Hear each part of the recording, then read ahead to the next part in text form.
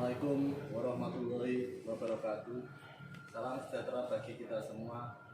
Bapak, Ibu, beserta diklat yang saya hormati dan saya banggakan, pada kali ini kita akan mengenalkan aplikasi SiPerkasa atau Sistem Pengelolaan Terpadu Keuangan Sekolah. Pertanggal 1 Januari 2017, pengelolaan pendidikan menengah yang sebelumnya dikelola oleh Dinas Pendidikan Kabupaten Kota beralih pengelolaannya oleh Dinas Pendidikan Provinsi. Hal ini sebagai bentuk implementasi dari Undang-Undang Nomor 23 Tahun 2014 tentang pemerintahan daerah terkait peralihan pengelolaan pendidikan menengah dari Dinas Pendidikan Kabupaten Kota ke Provinsi.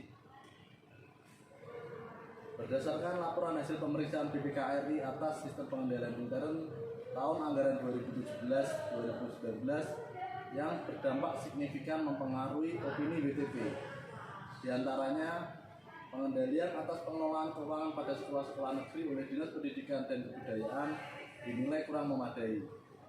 Penatausahaan kas, pelaporan kewajiban perpajakan, serta pengelolaan rekening atas dana BOS dan BOP oleh sekolah negeri dinilai tidak tertib. Hasil unit produksi pada SMK negeri digunakan secara langsung tanpa ada mekanisme pengelolaan dan pertanggungjawabannya.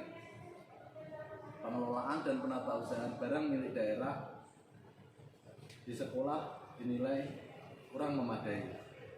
Berdasar temuan tersebut, dari hasil rekonsiliasi didapati mayoritas laporan keuangan sekolah masih bersifat manual dengan berbagai macam format yang berbeda-beda di tiap kabupaten kota. Dengan adanya aplikasi SiPerkasa, pengelolaan keuangan sekolah dapat dikelola secara tertib, efisien, ekonomis, efektif, transparan, dan bertanggung jawab sebagai bagian dari pengelolaan keuangan daerah. SiPerkasa merupakan sistem pengelolaan keuangan sekolah yang terpadu dengan Dinas Pendidikan dan BPKD Provinsi Jawa Tengah. Hal ini juga dapat digunakan untuk membantu bendahara melakukan pembukuan dan pelaporan keuangan. Laporan keuangan di sekolah-sekolah negeri menuju standar tata kelola keuangan yang akuntabel. Bapak Ibu beserta diklat yang saya hormati, aplikasi SiPerkasa terbagi menjadi 3 bagian. Di antaranya perencanaan penganggaran yang diawali dengan membuat RKAS terdiri dari proses pembuatan anggaran pendapatan dan pembuatan anggaran belanja kegiatan.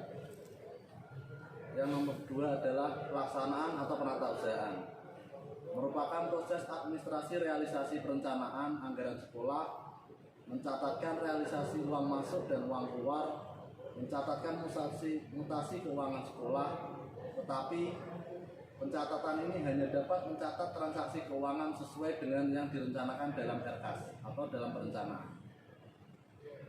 Yang ketiga adalah pelaporan atau pertanggungjawaban.